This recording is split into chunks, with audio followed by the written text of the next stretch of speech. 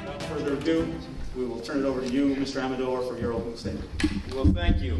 Thank you, Daily Gazette, for Greg and Haley and Casey, and thank everyone for being here. This is great. Right here in the city of Schenectady. Come out to see the energy and the excitement that the voters, the residents of the state of New York have in this election is so energizing to me as a candidate. And the reason why? Because I understand how frustrated you all are. I understand how upsetting it is. I understand the feeling that you have about the infringement and the overreach of government that is occurring in our lives on a daily basis. And I also understand that the 46th Senate District right now, unfortunately, is just not getting its fair share. You see, the state of New York, as we know, upstate, it's got some pretty big problems. We are plagued with high property taxes. We have a lack of funding in our educational system at upstate school districts. We have, unfortunately, a disproportionate share of even the New York Rising funds. 95%. This is flood victim funds that's supposed to come to Montgomery County and parts of Cary County and parts of Schenectady County and the most upstate regions that were devastated by Irene and Lee. 95% went to New York City, Long Island. We got 5%. Universal pre-K, $340 million in the state budget this year. Upstate New York received $40 million. That is also shared with Long Island. You see, New York City, $300 million. And the list goes on and on. What we need in Albany is a senator who understands private sector, public sector, working together to get things done in a bipartisan fashion. In my tenure of being an assemblyman representing the 105th Assembly District, I demonstrated that. I stuck up for the hardworking men and women of this district and fought for tax breaks and fought for lower regulations and said no to some bad legislation. But it's unfortunate that the opposition always wants to use it as a smear campaign. Well, tonight, I hope to bring forth good ideas, a vision on how we're going to get New York back on the right track, because that's what we need. We need a senator in Albany that's going to fight for our fair share in upstate New York, not represent New York City 97% of the time with the special interest groups of New York City. Thank you, Mr. Amedore.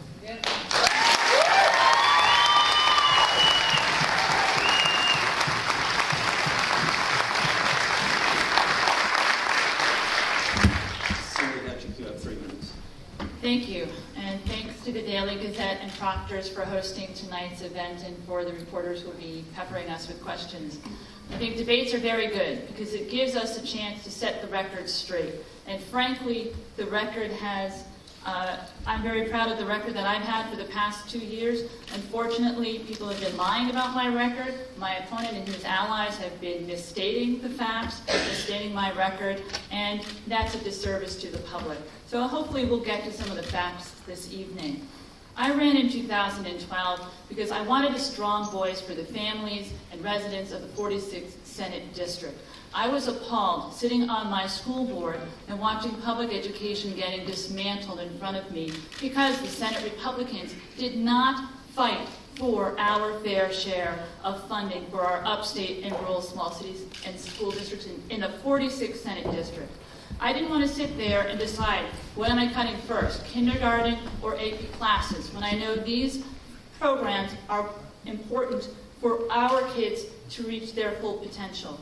Unfortunately, we didn't have a strong advocate, and I didn't think we were going to get one when the Senate Republicans drew a district and added a Senate seat for my opponent. I decided, why don't I run? Because I'll be making sure that we get our fair share, and that's what I've been fighting for since I got elected.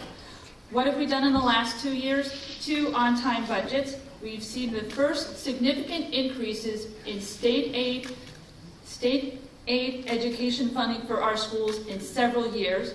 Income taxes have been reduced to the lowest rate in decades. We've lowered utility taxes for upstate businesses and homeowners.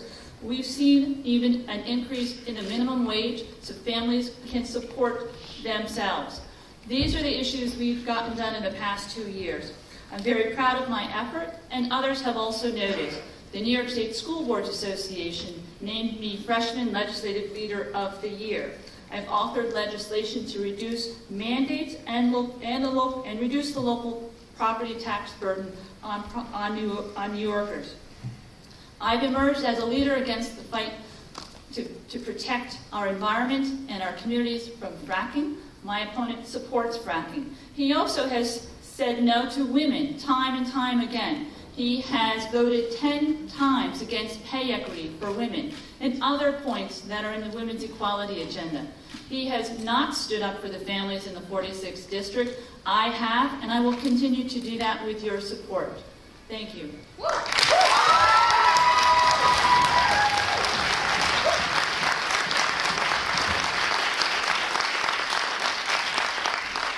move now to the questions from the panel. Greg Floyd, please, you start the question. Thank you very much. Please understand that we are all live tweeting. We're not being rude here on our phones. And the candidates probably can't imagine what my spell correct is changing your names to. Hopefully they're glad okay. The big question I think of the night is chocolate or vanilla? Definitely chocolate. Amedore? Vanilla. Okay. He just wants to be different. Good night, everybody. Two-tier question to start off with, if you don't mind. With so many reports of a Northeast saturation of casinos, and 4 Atlantic City casinos shutting their doors in large part because of that saturation, do you think it's wise for the state of New York to be banking on casinos as this big revenue source, as this big economic driver? Yes or no? Tell me about your support of that. And then the second tier of that question is, regardless of what you say, there will be a casino going into the capital region. There are 4 sites up for grabs. What do you think the best site is? Senator Tkaczyk, you have 1 minute. I only have a minute, so I'm going to try to do it really quickly. I introduced legislation to make sure that wherever those casinos were placed, the local municipalities had a strong negotiating position. So I introduced legislation that said that they had to have local municipal approval or the bid would be dead on arrival. My legislation did not pass the Senate, but the Gaming Commission did take that piece of legislation and include it in their bidding process. So I was happy to see that they're really taking into account the will and concerns of the local municipalities in those decisions. And whether or not a casino is placed at this point in time is up to the Gaming Commission. And they are the ones who are reviewing the request for proposals and making that decision. So I think we just have to wait and see what they decide. Did you tell me whether you're for or against casinos as an economic driver? I supported the legislation that we passed in the Senate to allow citizens to make a choice on that decision. Tkaczyk. So yes. Mr. Amedore, you have 1 minute to answer the question. You know, this question came up when I was an assemblyman. In the first vote of the casino proposition to go up for a vote to the public, I voted against it. And the reason why is because it was too broad of a bill. It did not give any specifics. It was more of one of these, political tools that the governor could use, or one political party in Albany to place a casino where they feel fit for their own gain. I think that's unfair. It's not a panacea for economic development, but it's a reality, folks. It's coming. We, all citizens in the state of New York, voted, upstate voted against it, but it still passed. And so we are going to have a casino somewhere here in upstate New York. I believe that we need to have much local control and say in the placing and the spotting of where the casino is going to be. Senator Tkaczyk, you have 30 seconds for rebuttal. The Gaming Commission can decide to do 1, 2, 3, or up to 4. So they could really reduce the number of casinos that come into play. And it's important to recognize that Where they are placed will bring economic activity, hundreds of jobs in the construction phase, hundreds of jobs on site. People tell us every day, we need more jobs in this state. So to me, it's coming, and we need to make the best of it, make sure that we deal with the pros and cons of this industry, make sure our municipalities have the resources they need to do it. Mr. Amedore, 30 seconds. Oh, there's no question, once they come, they're going to be construction jobs, there's going to be hospitality jobs, and it will be a job creator. But again, I think if New York State is relying on casino gaming industry to create jobs in upstate New York, I think that's pretty sad of an economic development policy.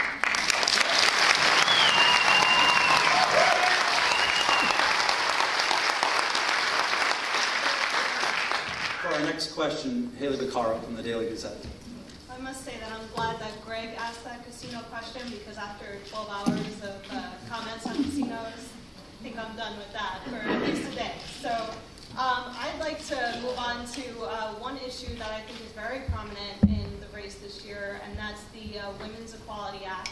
And so it's stalled in the legislature because of the Reproductive Health Act, which Republicans say would expand abortion, while Democrats say that it would not, but codify Roe v. Wade. So tell me, should that package, the 10 points that would help to provide women equality in the state, be passed as a package, or without that abortion measure? This question goes to Mr. Amedore first. 1 minute to answer. Great. Actually, I can't wait to be the senator and start in January when I take my oath of office. And the first bit of business that we should be doing is passing 9 points of the Women's Equality Agenda. And why? Because it brings equality. It brings the stopping trafficking and discrimination for women. And it's unfortunate that we have a Democratic Party in this state, in the state Senate, my opponent, who's holding it up because of one radical measure that jeopardizes the health and life of women in the state of New York.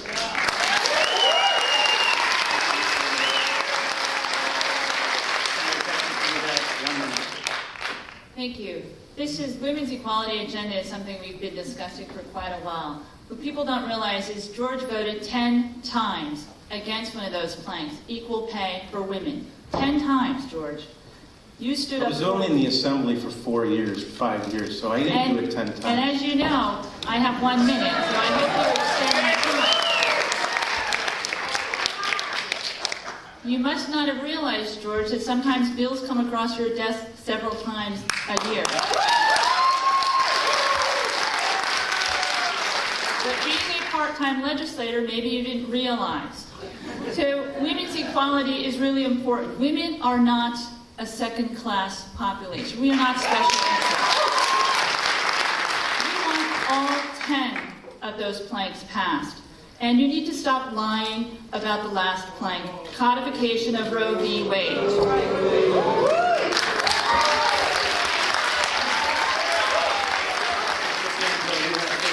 I think the only one that's lying here is I didn't vote 10 times on a bill. In the assembly, they bring a bill up 1 time.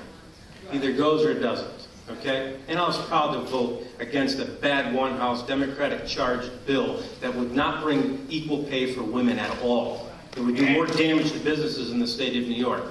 And let's get the facts straight. When professional medical professionals come to me, as well as the best legal minds in New York State say that this bill does more than just qualify, Thank you, and there's Mr. a problem. Amedore. We're done. We have 30 seconds. Bills come back and forth between the Senate and the Assembly, George. You should know that, being a sitting assemblyman for so long. Women need people who will stand up for women's issues. I will do that. I voted yes every time these bills came across my desk, and they came across my desk twice. We need a legislator who understands the process and understands the issues. You voted 10 times against Senator. legislation Thank you very much. to provide equal pay to women.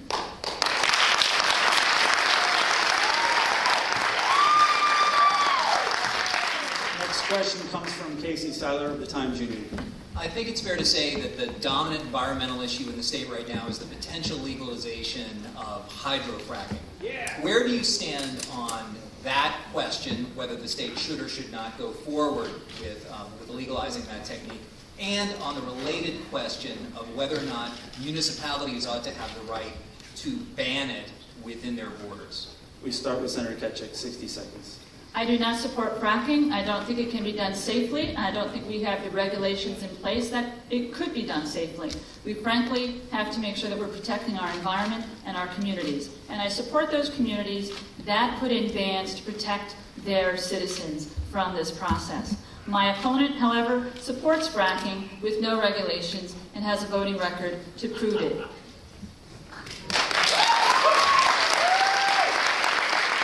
I guess I don't have to stand up here and talk to you at all. She knows all my answers, who I am. It's just your voting record, George. We need local control, absolutely. Just like any project that gets cited in any municipality in the state of New York. You go through a local review process, secret process, and all the agencies say so. Fracking. Why are we continuing to talk about fracking? This is 2014. The state of New York is not going to be fracking. So in the meantime, what we need to be doing is investing in other green alternative energy fuel sources. Solar. Every one of us could be putting solar on our rooftops in our homes right now if we could afford it. So let's get the state legislature working hard to make sure that we can make it more affordable for all of us so that we can have environmental justice, absolutely. And we don't have to make this a political hotbed of an issue. You see, because we hear it all the time. Solar, green, good, green, clean energy sources. I sat on the Energy Committee. I was the ranker of that committee, and we did a whole lot of good to bring the cost of energy down in the state of New York.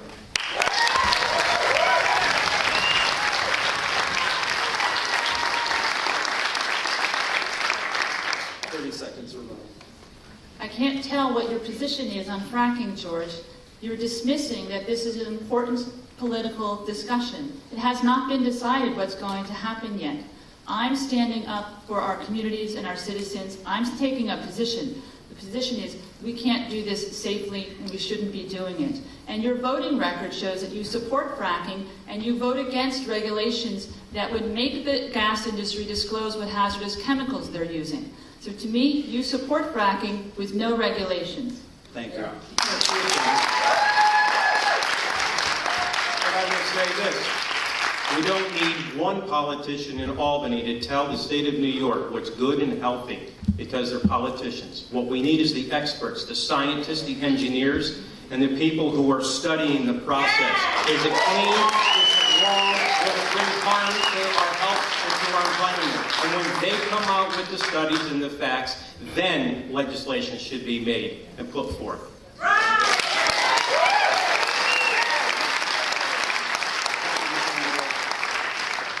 Back to Greg Floyd. Thank you, Miles. You both know that I have done stories on both of you involving government waste, and in particular, the use of mailers, legislative mailers, that you're allowed to spend money on to mail out to your constituents. And the stories I have done have shown that both of you have used those mailers to tout your accomplishments. Some of the mailers have some useful information in them that can be helpful to constituents, but they also have a laundry list of what you've done and talk about what you're fighting for. In one case, talking about what you're tirelessly fighting for, and are chock full of photos of you out there. They look like campaign flyers. The League of Women Voters calls it the Incumbency Protection Program. You get in office, you can send these out at my expense, at their expense, and get your name out there. I've got a bunch of them right here because I've talked to you both about them. And Senator, 2 years ago you told me you were so critical of Mr. Amedore for doing it in the Assembly, and then you went ahead and did the same thing. So my question to you is, hundreds of thousands of dollars are being spent on these mailers, money that could pay for teachers in schools in your district where kids have lost their teachers. Why not stop spending that money? How do you justify these mailers? And would you take a pledge here tonight to stop spending taxpayer mailers to send taxpayer money to send out these mailers? Mr. Amedore, you have 60 seconds. Well, I think this is the height of hypocrisy in Albany at its best, and from my opponent. In 6 months, she sent probably, 2 or 3 a week into all of our mailboxes in the 46th Senate District. New York Post just came out with a report. She has spent, and she's the highest spending New York State Senate Democrat in spending taxpayer dollars in mail pieces to promote what she says are accomplishments. Now, when she says that she voted and she brought forth on-time budgets, I'm sorry, but that is an obligation of every politician or elected official in Albany to bring on-time budgets, not an option. Let's stop the hypocrisy. Greg, I'll be more than happy to take that pledge right now for it with you.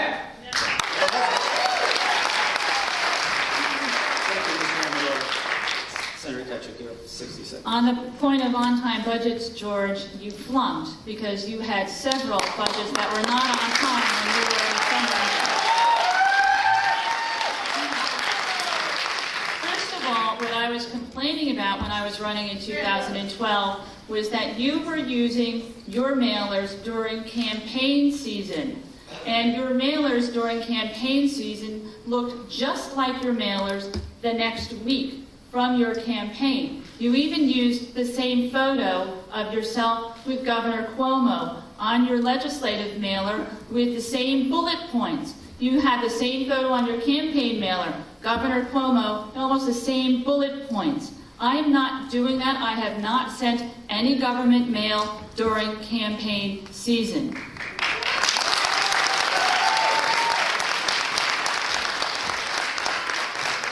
I think it's unfortunate that, once again, the truth be told. Yeah, you sent out mailings, and, I sent out mail pieces when I was the assemblyman, directories for seniors and veterans, encouraging volunteer fire departments for young people to sign up and join and serve their community, and establish farm markets, green farm markets and ag to markets and within the 105th Assembly District. Those are directories. Those were informational. They weren't campaign propaganda. I have not sent out mailers from my government office during campaign season. I will not, and I pledge to not do that, to do what George did when he was an assembly member.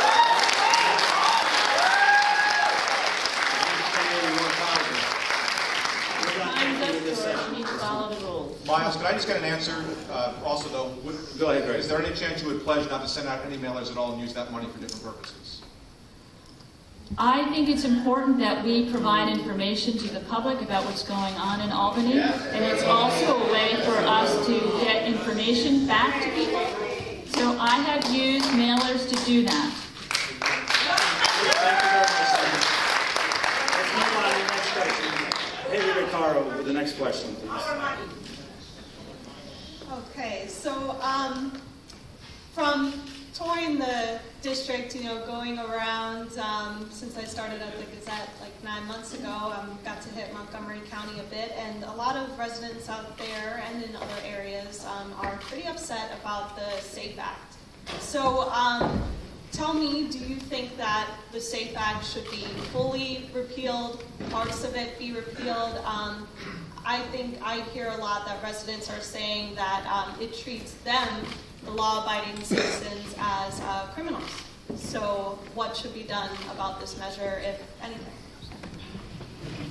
I support the Second Amendment and people's right to bear arms. I do not support how this process, the SAFE Act, was voted on. I was not even seated in the Senate when it was voted on. I was fighting for your rights to get your votes counted. My opponent was also not seated, so we didn't even have representation. I think there are some good things in the SAFE Act, like universal background checks. That provides protections to people to protect them from gun violence. There are stricter penalties against people who murder first responders. These are important aspects of the SAFE Act. It's also important to acknowledge that there are things that should be changed. You should be able to put 10 bullets in your 10-clip magazine. So I support the aspects of the SAFE Act that should stay, but I'm open to reform. Thank you, Senator. Mr. Amador.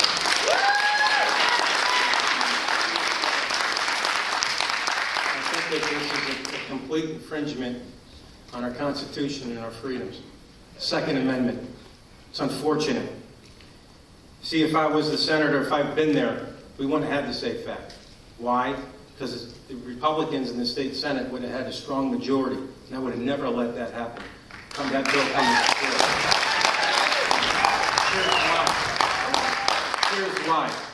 The bill was flawed. The bill is unconstitutional. It was a bad process. You want to bring good firearm legislation for public safety, then let's go through the proper channels, vetting out the process, getting the experts involved, take the politics out of it and knee-jerk reactions, and let's do what so that we're not infringing on our Second Amendment rights.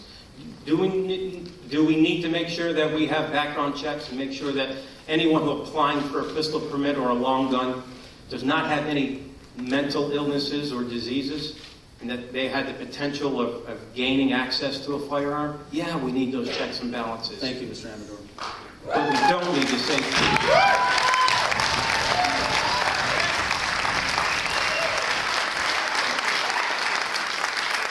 seconds, Senator. Blaming me for the SAFE Act is ridiculous, George. I wasn't even there when it was voted on. In fact, your mentor, Dean Skelos, who's the leader of the Republican Party in the Senate, negotiated it, brought it to the floor, and voted for it, as did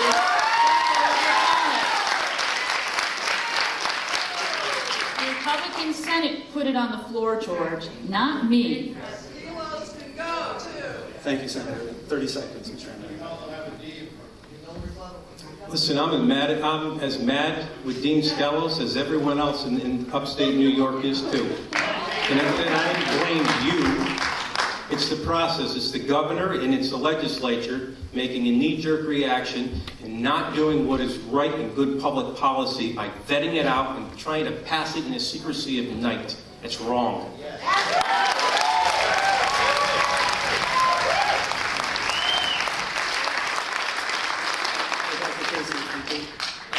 A question on public ethics and corruption.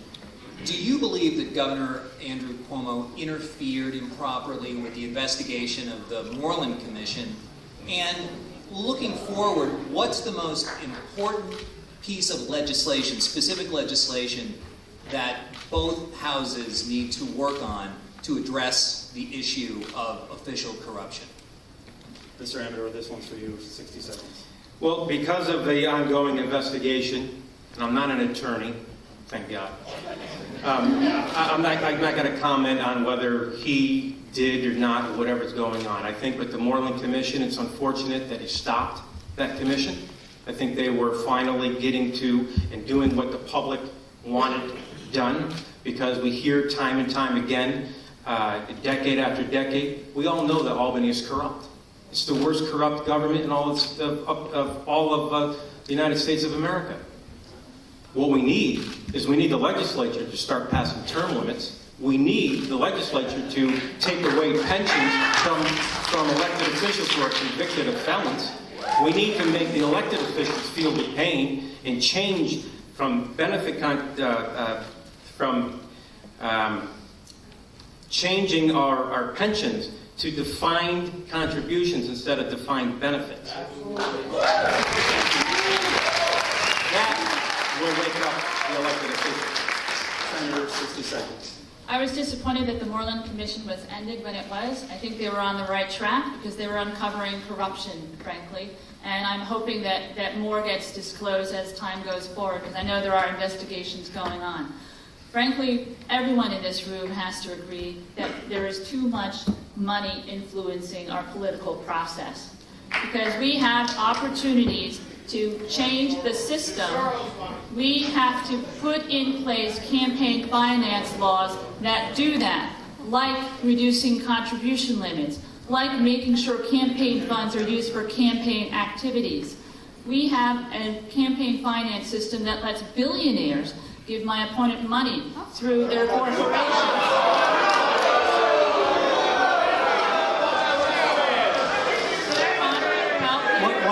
One second. Ladies and gentlemen, it's okay to cheer in a response, at the end of a response. No calling back to the candidates. Thank you. I'm the only one standing up here saying we need to change our campaign finance laws. The Moreland Commission that was established this year, there was a second one. There was one established 25 years ago. Thank you. But the Senate Republicans refused to change the campaign finance law. Thank you. 30-second rebuttal. Where you go. You listen. Upstate New York residents were overtaxed. The middle class people in this state are overtaxed. What we don't need is the CC tax, campaign contribution tax, to pay for a welfare system for politicians. That is not going to take money out of politics. It's not going to fix the corruption and the ethics in Albany. Look at New York City, Thank you, the Mr. most Amedore. corrupt Thank you. system with campaign finance.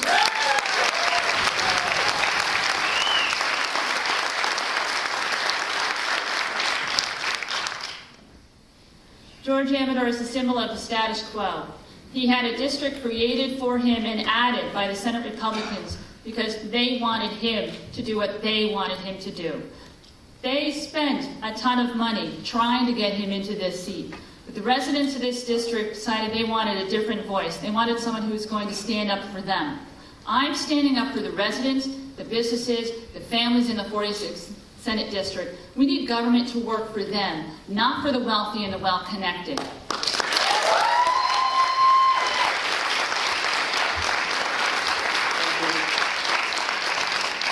Back to you. It's been good so far. As Miles knows, in these past Gazette debates that I've done, we've done a little lightning round, which gives us a little insight into your personalities too. So I'm going to ask you a few questions here, and I just want either yes or no answers or one or two word answers. If you can comply with that, that'd be great. I'm going to throw a series of questions at you. The first one, this time. One second, Greg, just 1 second. Yeah. Are both candidates okay with this? A little change of format.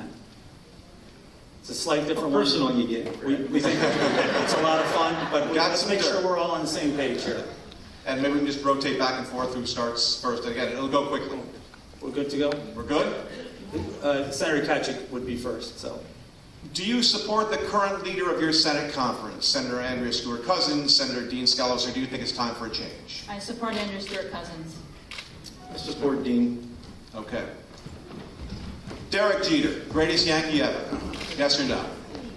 No. I'm not really good on sports. So you're honest, okay. Because I'm too busy working. Gotta keep the answers short, though. Should recreational marijuana be legalized in New York State? Yes or no? No. No. Okay. Roger Goodell, in or out as NFL commissioner? Senator. Out. Out. Okay. Springsteen or Bon Jovi, Mr. Amedore? Come on, we gotta rock the house of both. Springsteen or Bon Jovi, you gotta make decisions in No the Senate. question, Springsteen. New York State lawmakers have not had a pay raise in 15 years. Do you think New York State lawmakers deserve a pay raise? No. No way. Would you ever vote for one? No. No. Okay. All right. Will Governor Cuomo ever be president? Senator? I do not have a crystal ball. Prediction. Yes? No? I do not have a crystal ball. Okay. That's my answer. Mr. Amedore? No.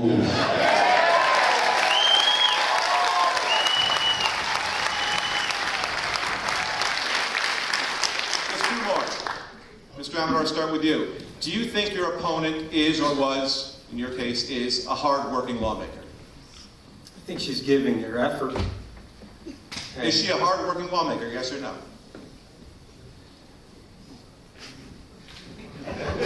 Hard to answer. You gotta make decisions in the Senate.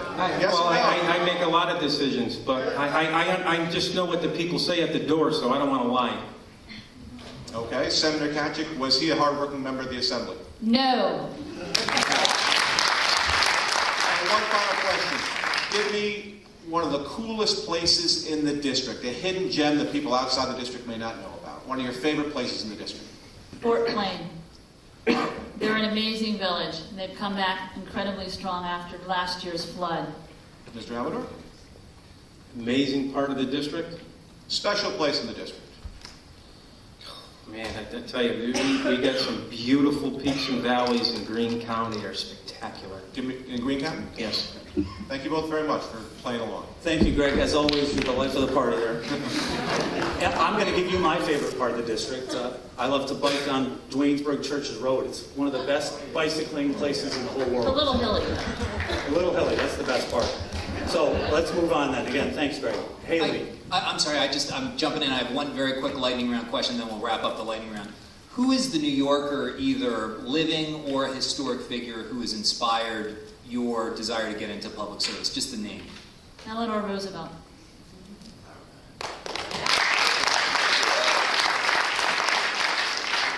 Teddy.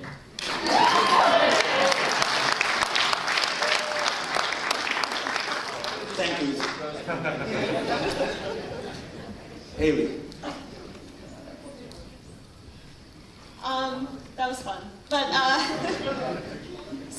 I'm going to switch a bit to the Common Core learning standards, which we have discussed together. And I don't think anyone is really pleased with those standards, and I think you two would actually agree with that. But tell me, if I'm wrong. What do you think is the next best step to help to enhance learning and testing in the classroom and to maybe make it fun again? Mr. Amedore, you have 60 seconds.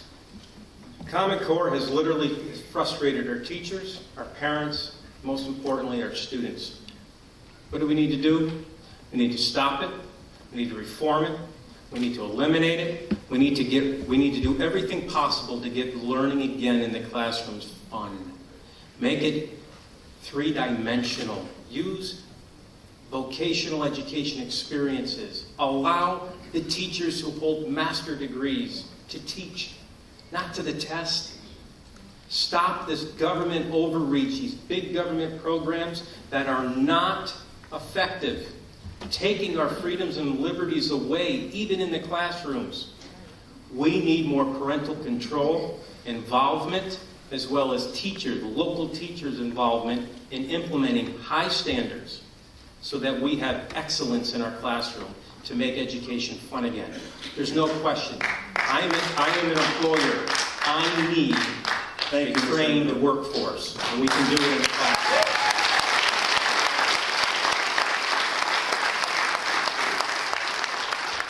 60 seconds. Thank you. Education is clearly something that's been changing over the last few years. Businesses, every business association out there and businesses that I talk to say we need kids who are more prepared for colleges and careers. We need kids who can go to universities if they choose. We need kids who are prepared for business jobs that we have available in this state. The Common Core standards are raising the bar. That's not something we should be opposed to totally. How it was implemented was appallingly poorly done by the state education department. That's why I voted against all 4 of the regions, because they're the ones who are supposed to be setting education. We need to implement these changes well. That hasn't been done. The most important thing we can do is to make sure that our schools have the resources they need to adequately educate every child in that classroom. Frankly, that hasn't been done over the years. Right here in Schenectady School District only gets 54% of their state aid fund that they should be getting. We don't have the right resources in the classrooms today.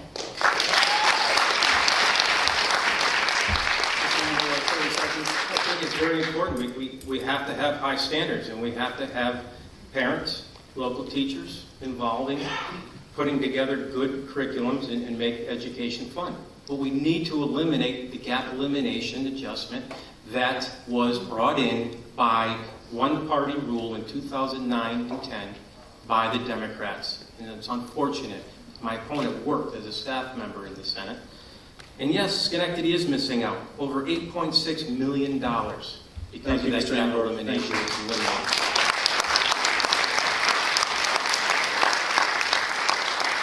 30 seconds. And I added a hostile amendment to the budget this year demanding that we get rid of the gap elimination adjustment once and for all. And it was voted down by those Republican senators in the chamber. So I'm the one who's really standing up for fair funding for our schools. And until we deal with the fiscal problems facing our schools, we really don't deal with the issues of improving education. There's more we can do to change it, and we are doing that, but making sure we're getting Thank you, funding Senator. to Thank you our very schools much. is a priority.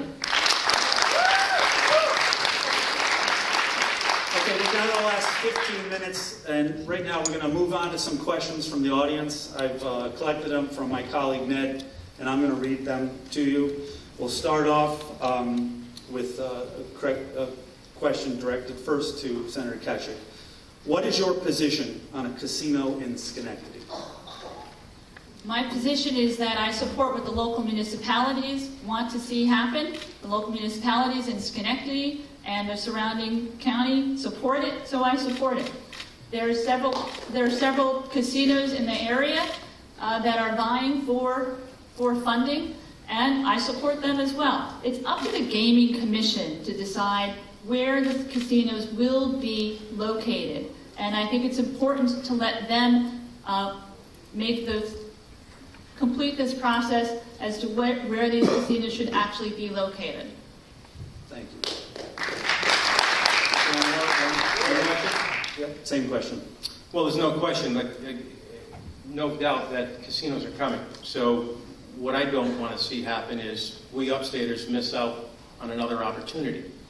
So if it's here in Schenectady, I just hope that the local municipalities, the city, the mayor, and the county does everything they possibly can to make sure that just not the site is ready and the environmental studies are up to par, but we know and we study and we fund the social impact that it's going to have in our community, because the taxpayers can't stand and bear that burden. So we need the casino developers to up the ante and pay for the social implication. Thank you, Mr. Amedore.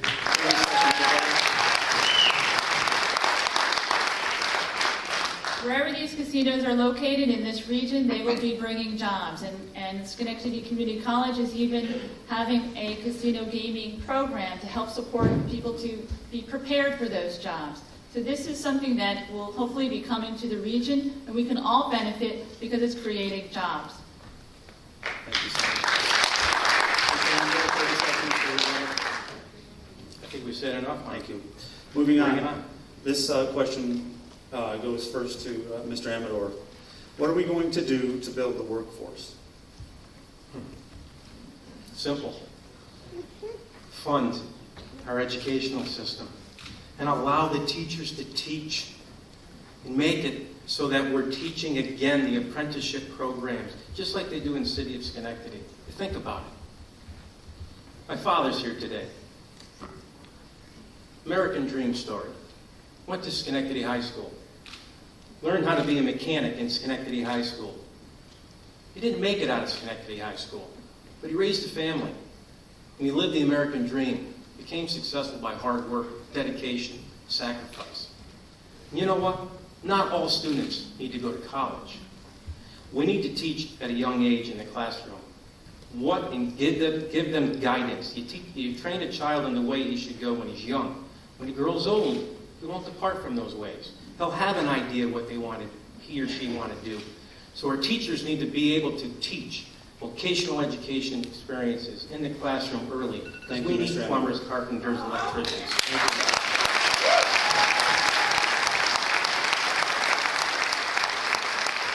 Senator Tkaczyk, 60 seconds. We're seeing some exciting programs getting funded throughout the state. P-TECH is one of those in Fulton, Montgomery, and Herkimer County, where businesses are working with the school district to create curriculum and mentoring children in the high school. They're starting in 9th grade, and they're continuing to the community college. And at the end of that program, they'll have an associate's degree. They'll be ready for jobs in the community. That's the type of changes in education we need to be supporting. When we involve businesses, we're helping to form those kids and getting them those jobs that are currently available in our communities. We also need to take advantage of the high-tech industries that are growing in our region and make sure we're providing the educational opportunity so our kids are getting those high-tech jobs. Fulton Montgomery Community College has a clean room training program. The community colleges have been a phenomenal resource of changing programs to meet the workforce needs.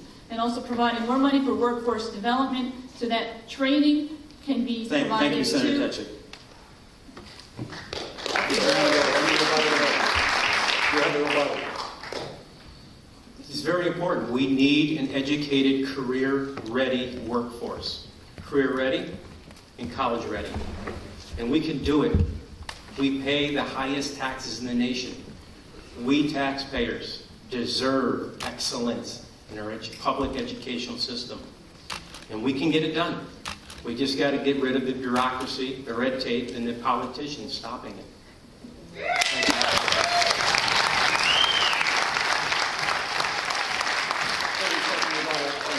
The last point I wanted to make was putting more money in workforce development provides money to businesses as they hire people, and that helps pay for their training costs.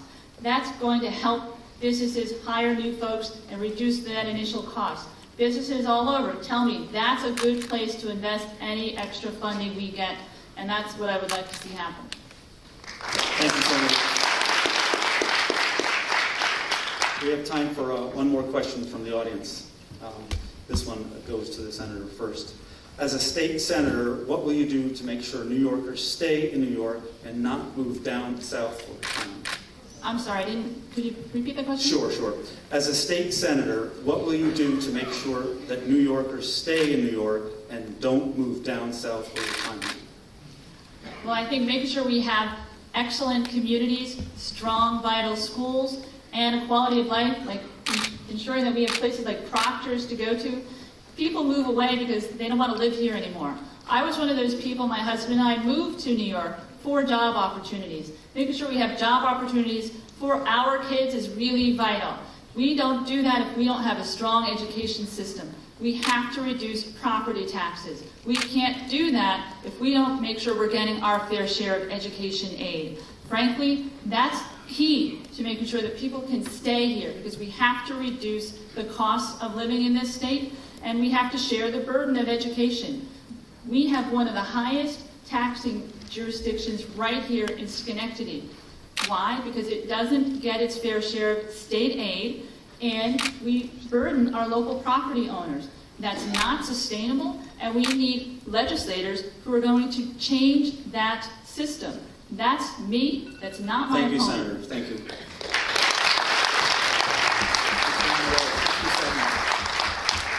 We have a problem in upstate New York, not only with high property taxes, but the brain drain.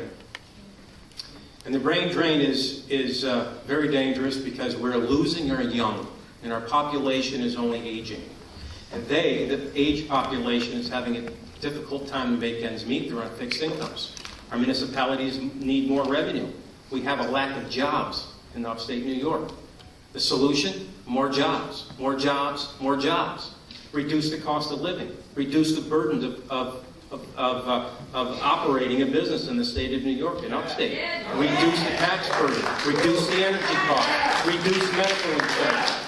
The list goes on and on and on. What we need to do is, yes, we got great college institutions in upstate New York, but when they're loaded with debt and they come out of college, where are they going to go? They don't have any jobs here in upstate New York. We need economic development, and we need it badly. We need it now.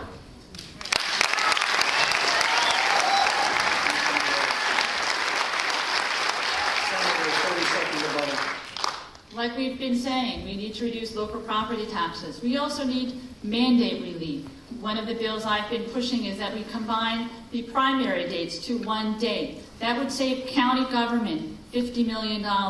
We also have to reduce the cost of Medicaid. New York State needs to shoulder more of the Medicaid burden that the counties now have. There are solutions. We just have to have the political will to make them happen. I'm the one who's going to fight to make sure government works for the people and the people in this community, not the wealthy and the well-connected. Thank you,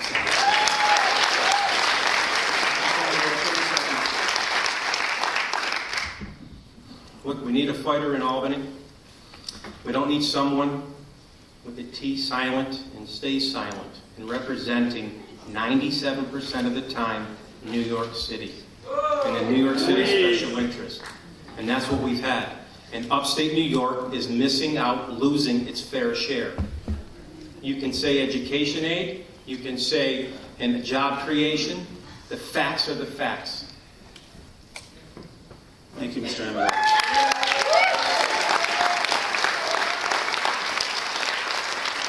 So we're down to the final section here.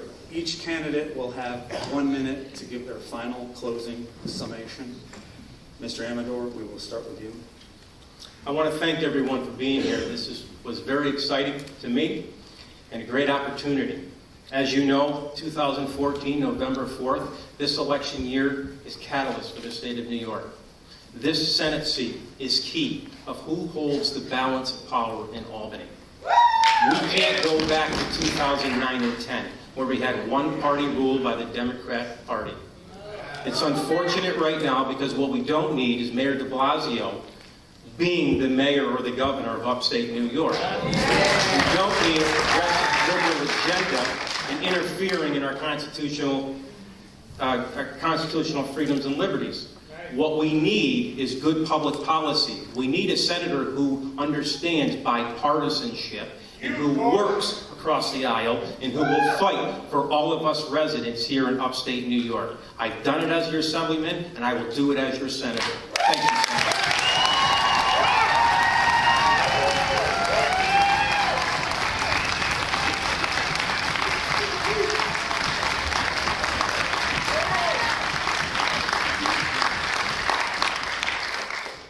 Senator. Thank you. Thank you to the Daily Gazette and proctors and to our reporters, and thank you to all of you for being here and for listening. I'm thrilled that I'm your senator. I've worked very hard these past 2 years. I've put 70,000 miles on my car. I've worked extremely hard. This is a full-time job for me. I do it every day, from sunup to way past sundown. And I hear the same thing over and over around this district. People want someone who understands their struggles, not someone who is handed everything on a silver platter. People want a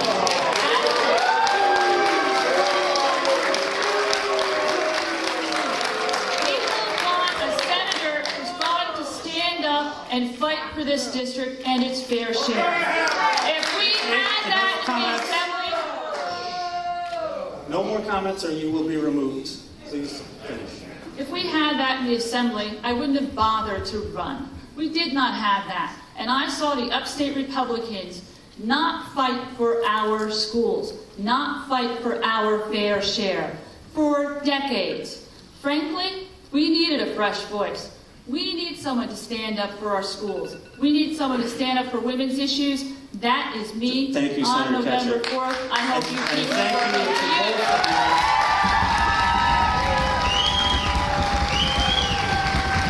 Thanks again to the panelists, Greg, Hugh, and Casey. Thank you guys very much. To the candidates, thank you, and thanks to all the audience. Have a good night.